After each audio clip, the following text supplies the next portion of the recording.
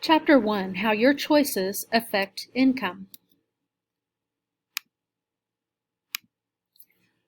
Some of the topics in this chapter include talking about the job market, the economy, how your education will affect your future earning potential, key strategies for finding and applying for a job, and the option of being your own boss or an entrepreneur. First off, some vocab words. The job market refers to the job openings that are available. And I know things look a little scary right now, but things will get better, and hopefully by the time you all get out of school, there will be plenty of jobs available, especially as baby boomers are retiring and leaving some gaps and holes in the job market, which will lead to opportunities for you. Skill sets include those abilities that you bring to the job market. These can be designated as hard skills or soft skills, and both are important to highlight, for example, on a resume. But hard skills are those things that are like technical abilities or operating a certain machine, or maybe certifications that you've received, or things like spreadsheets or technical like software skills. Then also there are soft skills, and these are things that would make you a good employee for any job. Things like leadership, communication skills, problem solving, teamwork, time management. These you can be developing now. Job choices include post-secondary options. That means after high school. You need to make a plan, and we'll be doing some research in this class.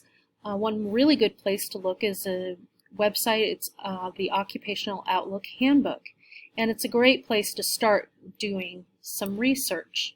Military is also a really great way to receive training and education in all kinds of career fields. In general, when you are planning, you need to consider what education is needed, training, the demand, and whether it's growing or declining, and the pay and the benefits. When you are researching and looking at different jobs, again, some vocab words here: a job title, a job description. Those are things that will come up, for example, when you are doing a job search. They will include the tasks, the education, the skills needed. It's important to think about in your career, you may have many different jobs and different careers over your lifetime. You just need to be prepared to continually update your job skills. Decide right now and understand that you're going to be a lifelong learner. Especially in the area of technology, we all always have to keep up with changes. Also, when you are making those career choices, you want to consider values and goals. Values are principles that reflect the worth you place on an idea or action. They define who you are. You also want to consider your goals and use those when you are choosing a career. For example, what's important to you? Do you want to help others? Do you want to make a difference? Is money the top priority for you? Do you want flexibility to balance home and family? Do you want something that's prestigious, or maybe something that works indoor versus outdoor? Now here's a look at the statistics, and we can see by this that the more education you get, the less unemployment, statistically speaking, you're likely to incur.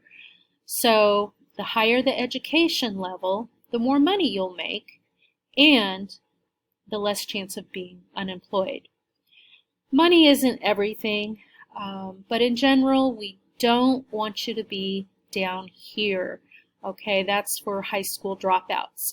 We want you to at least graduate high school, and you're going to have the most options and the most choices, less chance of being unemployed, and a better chance of making decent wages. Let's talk a little bit of economics.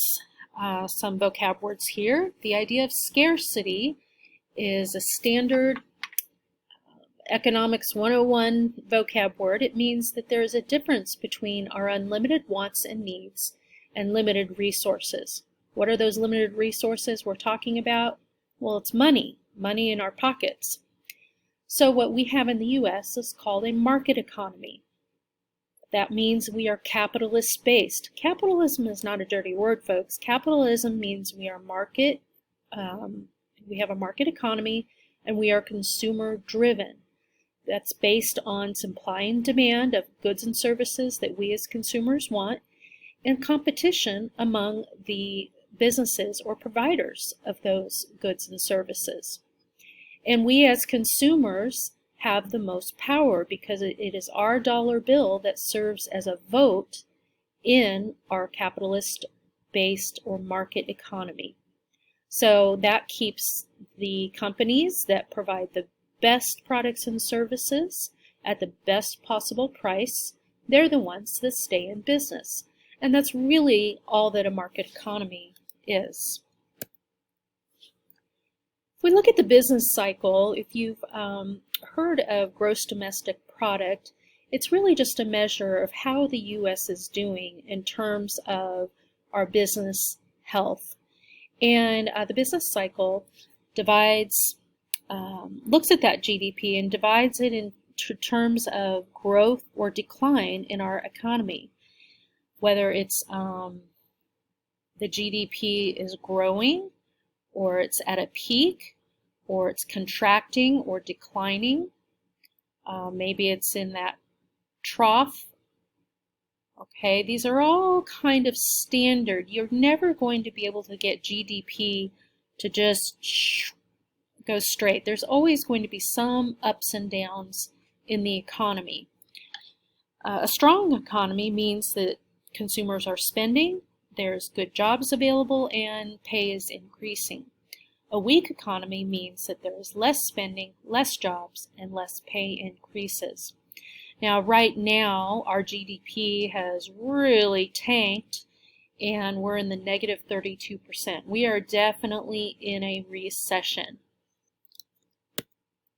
And there you can see some more statistics. Now, I don't think this is recent as of 2020, but here's GDP growth rate.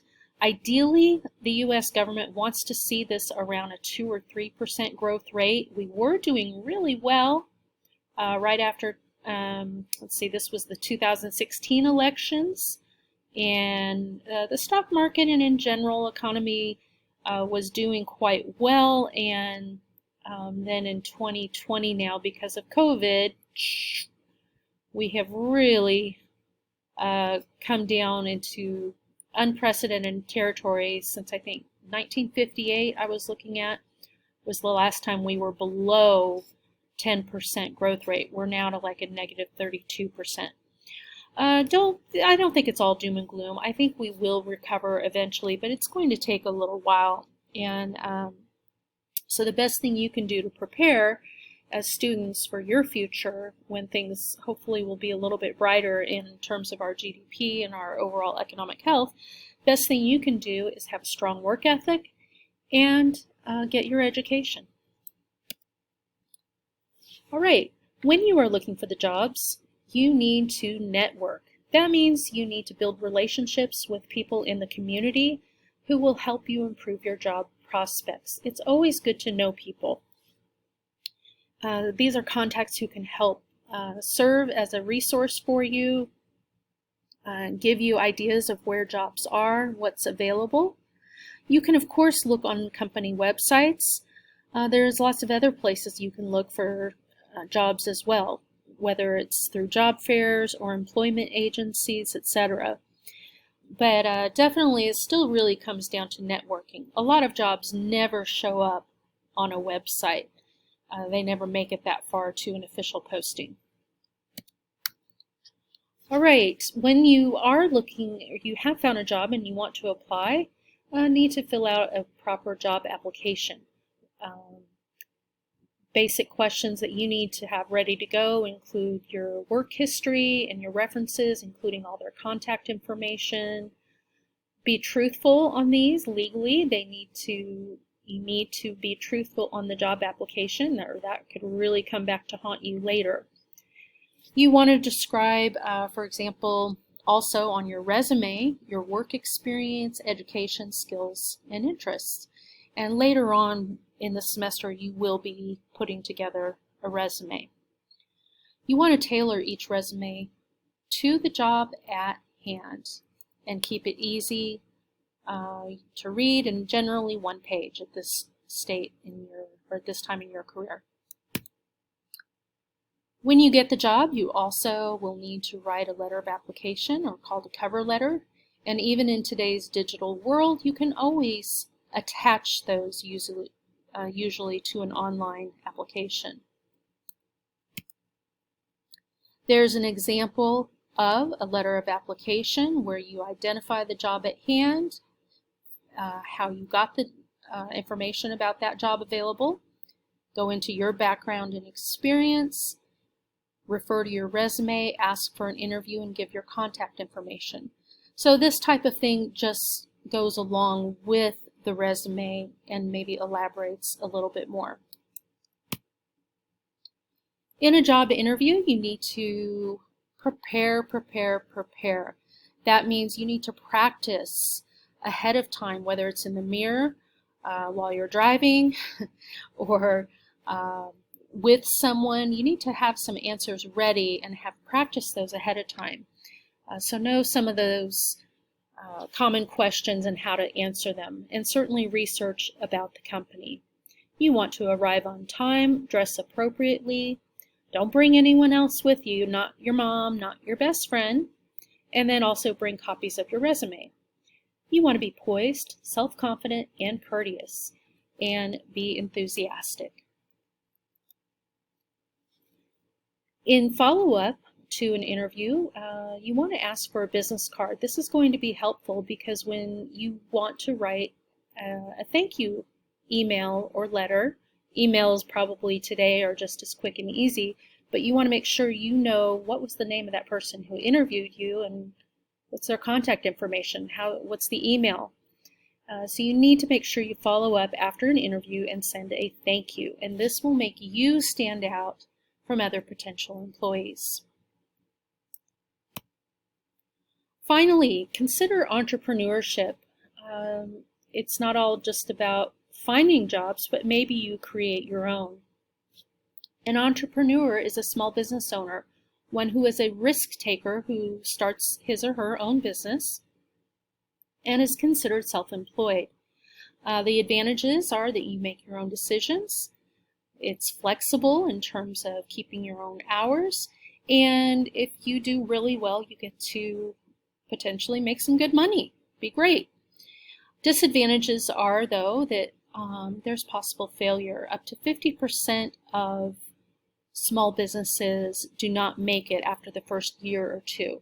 There are some startup costs, and usually you're going to have some savings to get going. The banks are not going to just loan you tons of money without some of your own money invested in terms of the risk.